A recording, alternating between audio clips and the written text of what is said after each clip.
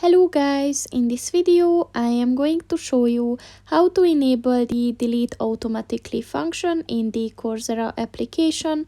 But first I just want to mention, don't forget to subscribe to my channel, because at 10,000 subscribers I am going to show you my whole YouTube revenue statistics and growth strategy, as well as how to make money online.